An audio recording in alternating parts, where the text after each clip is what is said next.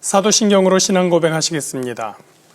전능하사 천지를 만드신 하나님 아버지를 내가 믿사오며 그 외아들 우리 주 예수 그리스도를 믿사오니 이는 성령으로 잉태하사 동정녀 마리아에게 나시고 본디오 빌라도에게 고난을 받으사 십자가에 못 박혀 죽으시고 장사한 지 사흘 만에 죽은 자 가운데서 다시 살아나시며 하늘에 오르사 전능하신 하나님 우편에 앉아 계시다가 저리로서 산자와 죽은 자를 심판하러 오시리라. 성령을 믿사오며 거룩한 공회와 성도가 서로 교통하는 것과 죄를 사하여 주시는 것과 몸이 다시 사는 것과 영원히 사는 것을 믿사옵나이다. 아멘. 오늘 함께 보실 말씀 이사야 40장 9절부터 11절까지 말씀입니다. 구약성경 1014면에 있습니다. 구약성경 1014페이지 이사야 40장 9절부터 11절 말씀입니다. 이사야 40장 9절부터 11절입니다. 아름다운 소식을 시온에 전하는 자여 너는 높은 산에 오르라. 아름다운 소식을 예루살렘에 전하는 자여 너는 힘써 소리를 높이라. 두려워하지 말고 소리를 높여 유다의 성읍들에게 이르기를 너희의 하나님을 보라 하라. 보라, 주 야훼께서 장차 강한 자로 임하실 것이요 친히 그의 팔로 다스리실 것이라. 보라, 상급이 그에게 있고 보응이 그의 앞에 있으며 그는 목자같이 양떼를 먹이시며 어린 양을 그 팔로 모아 품에 안으시며 젖먹이는 암컷들을 온순히 인도하시리로다. 아멘. 여러분, 뭔가를 기다려보신 일이 있으시죠? 기억에 남는 기다림의 일들은 무엇이 있습니까? 얼마 전에 사진첩을 정리하다가 한 장의 사진에 시선이 머물렀습니다. 저희 집사람과 교제하던 당시 12월 어느 날, 이맘때의 어느 날이었습니다. 이 사람이 국제시험의 시험 감독관으로 일하는 날이었습니다. 일이 끝나면 만나기로 하고 제가 시험 끝나는 장소에 가기로 했습니다. 시험 끝나는 시간보다 조금 일찍 도착을 해서 주변도 돌아보고 기다리고 있었습니다. 그때 기다리는 마음을 우리가 설레인다고 말하죠. 그런 설레임이 그날 있었습니다. 시간이 되어서 사람이 일을 마치고 나오는데 무척 반가웠습니다. 그 사람이 나에게 다가오는 모습을 보고 찍어 놓았던 그 사진이었습니다. 두 사람이 교제를 하면서 가장 행복할 때가 있습니다. 사람에 따라서 그 기간이 짧기도 하고 길기도 한데 어쨌든 그때의 기다림은 언제나 생각만 해도 설레고 기분 좋은 그런 기다림입니다. 어제는 대림절 세 번째 주일이었습니다. 이제 이번 주가 지나고 대림절 마지막 주일 지나면 바로 그 다음 날이 성탄절이죠.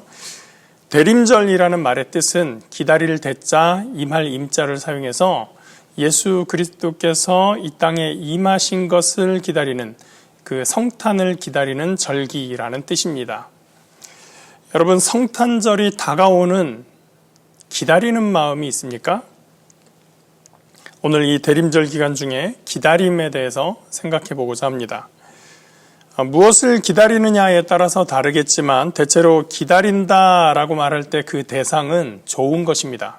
좋은 사람, 좋은 물건, 좋은 소식, 좋은 일, 이렇게 좋은 것들을 기다리는, 좋은 것들이 다가올 때 우리는 기다린다라는 말을 사용합니다.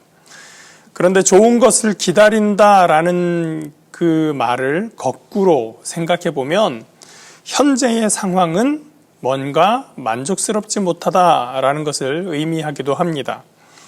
제가 군대에 있을 때 가장 기다렸던 날이 있습니다.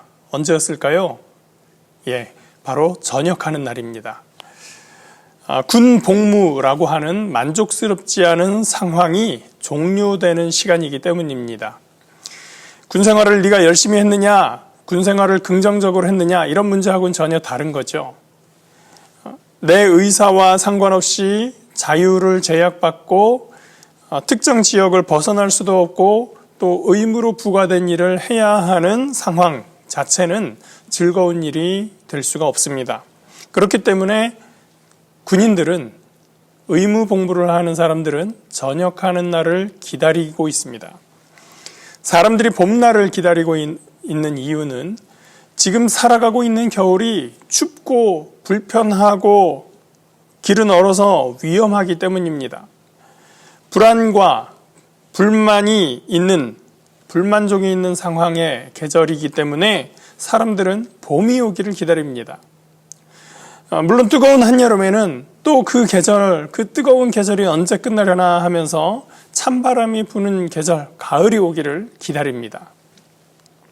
기다림이 있는 현실은 이렇게 불안과 긴장이 있는 삶이라고 할 수 있습니다.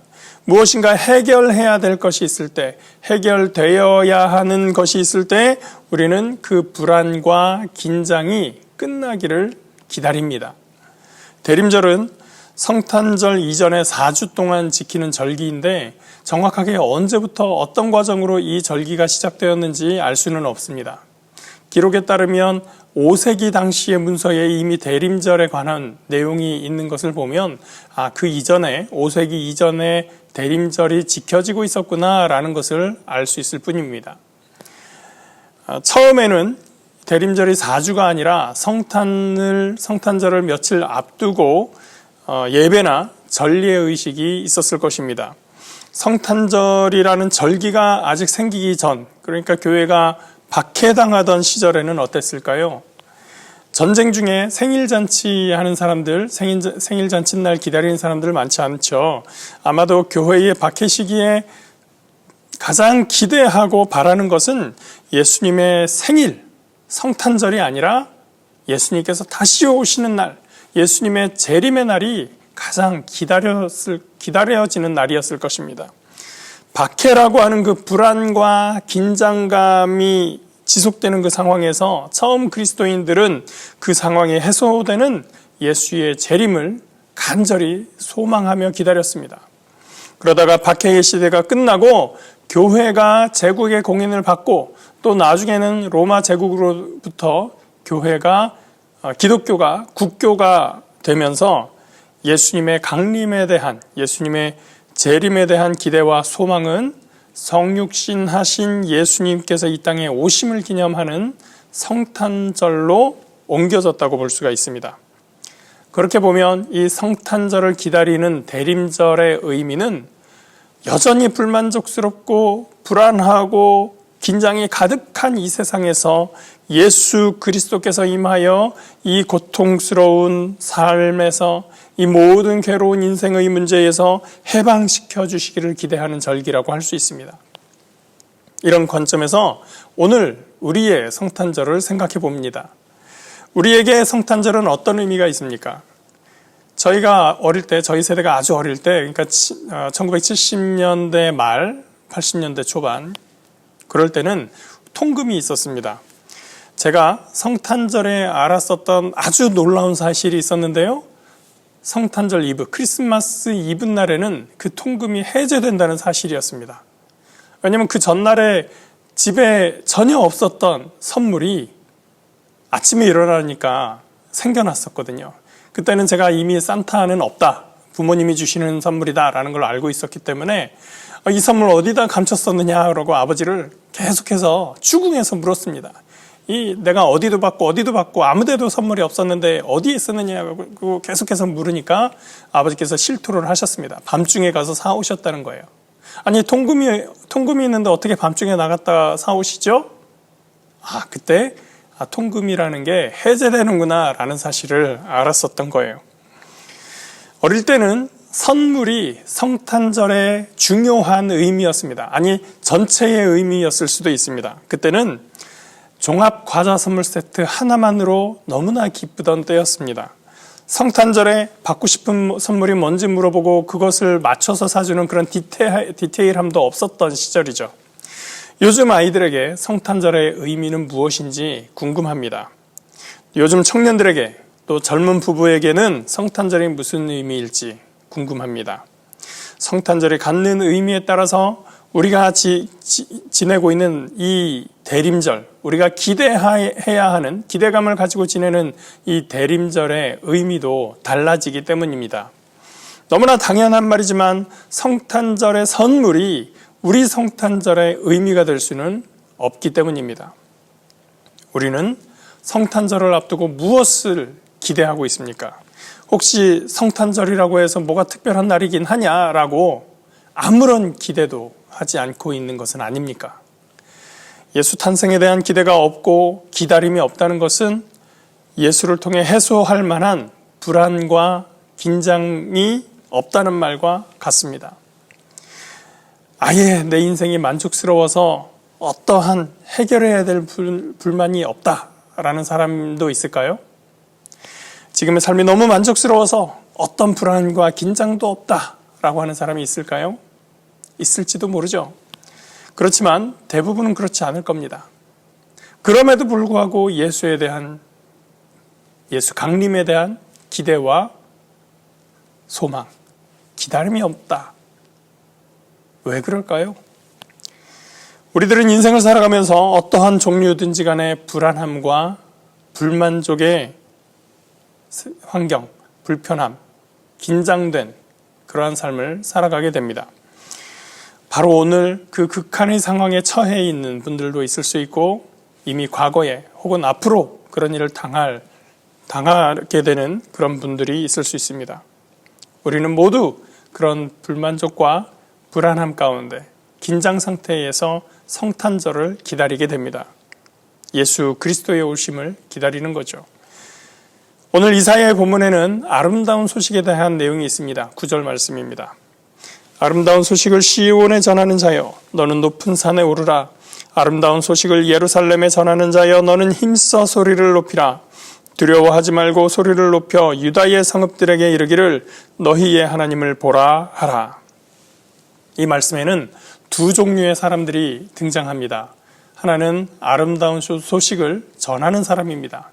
반대쪽에는 그 말을 듣는 사람들, 청자라고 하죠. 그 소식을 듣는 사람들이 있습니다. 어떤 사람이 어떤 소식을 전하는데 바로 아름다운 소식이라고 합니다. 누구에게요? 그 말을 듣는 사람에게. 그 소식을 전해 듣는 사람들에게는 이것이 아름다운 소식이라고 하는 겁니다. 그리고 이 대화 속에 등장하는 세 번째 존재가 있습니다. 하나님입니다. 그냥 하나님이 아니고 너희의 하나님이다. 바로 야훼 하나님, 여호와 하나님이라고 하는 분이죠. 바로 이 하나님께서, 너희의 하나님께서 아름다운 소식의 주체가 됩니다. 지금 이 말을 듣는 사람들, 청자의 상황은 어떤 상황일까요? 그들은 나라가 멸망해서 바벨론에 유배되어가 있습니다. 찬란했던 영광의 도시 예루살렘은 더 이상 제의적으로, 경제적으로 아무런 역할을 하지 못하고 도리어 완전한 폐허가 되어 있습니다. 하나님께 대한 죄악으로 인해서 징벌을 받고 있으며 그들은 원치 않는 노역에 끌려다니고 있는 것입니다. 그들에게 2절과 같은 말씀이 주어집니다. 너희는 예루살렘의 마음에 닿도록 말하며 그것에게 외치라. 그 노역의 때가 끝났고 그 죄악이 사함을 받았느니라. 그의 모든 죄로 말미암아 야훼의 손에서 벌을 배나 받았느니라 할지니라. 이미 충분히 벌을 받았으니 노역의 때가 끝났다라고 하는 말씀입니다. 그러니 이제 아름다운 소식이 선포됩니다. 이 소식의 주체, 큰 일을 하실 주체는 바로 야훼 하나님, 너희의 하나님인 것입니다. 10절입니다. 보라, 주 야훼께서 장차 강한 자로 임하실 것이요 친히 그의 팔로 다스릴 것이라. 보라, 상급이 그에게 있고 보응이 그의 앞에 있으며 그는 목자같이 양떼를 먹이시며 어린 양을 그 팔로 모아 품에 안으시며 젖먹이는 암컷들을 온순히 인도하시리로다. 포로되어 있는 백성들에게 야훼께서 강한 자로 임한다고 하고 있습니다. 이 말씀은 박해 중에 있는 처음 시대의 그리스도인들에게 하나님 나라를 알리며 예수 그리스도께서 강림하셨듯이 이제 다시 오시기를 기대하는 말씀이 되었습니다. 목자같이 양떼를 먹이시며 어린 양을 품으시는 분, 바로 선한 목자 되신 우리 주 예수 그리스도의 재림을 기대하게 되었던 것입니다.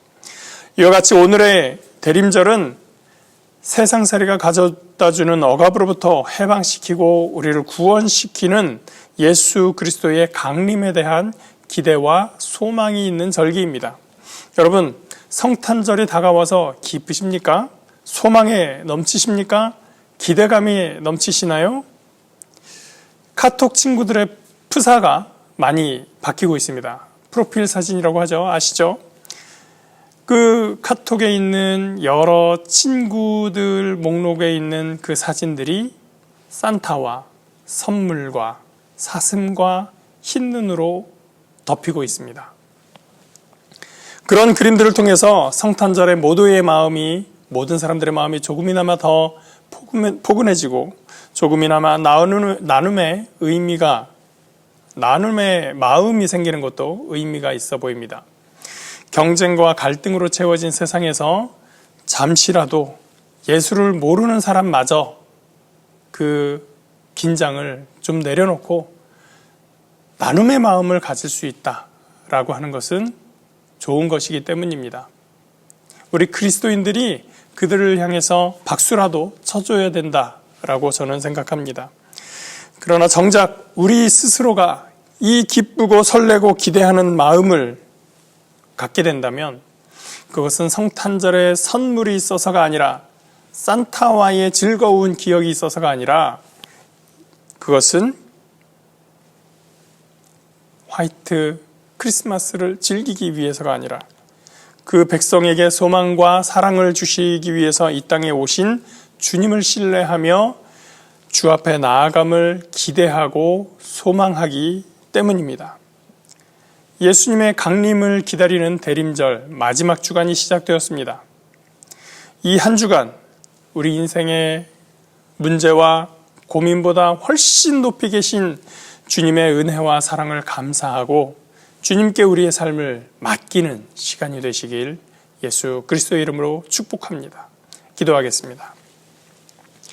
좋으신 하나님, 대림절 마지막 주간에 성탄을 바라고 기대하는 우리의 마음을 생각해 봅니다. 너무나 많은 성탄절을 지냈기에 이제 더 이상 아무런 감흥이 없는 그런 성탄절을 우리가 지내고 있는 것은 아닙니까? 하나님, 우리에게 잊혀진 감동, 우리가 잊어버린 예수 그리스도의 오심에 대한 기쁨을 회복하는 이 대림절 기간이 되게 하여 주시옵소서. 주님이 우리의 삶에 다가오시고 우리의 인생의 주관자 되셔서 우리를 삶의 억압과 저주 속에서 구원하여 주신 그 은혜를 우리가 기억하며 주님 오심을 기뻐하는 기간 될 수 있도록 주여 도우시고 인도하여 주시옵소서. 오늘도 우리를 아끼시고 사랑하시는 선한 목자 되신 예수 그리스도의 은혜에 감사드리며 예수 그리스도의 이름으로 기도드립니다. 아멘. 하늘에 계신 우리 아버지여, 이름이 거룩히 여김을 받으시오며 나라가 임하시오며 뜻이 하늘에서 이루어진 것 같이 땅에서도 이루어지이다. 오늘 우리에게 일용할 양식을 주시옵고 우리가 우리에게 죄 지은 자를 사하여 준 것 같이 우리 죄를 사하여 주시옵고 우리를 시험에 들게 하지 마시옵고 다만 악에서 구하시옵소서. 나라와 권세와 영광이 아버지께 영원히 있사옵나이다. 아멘.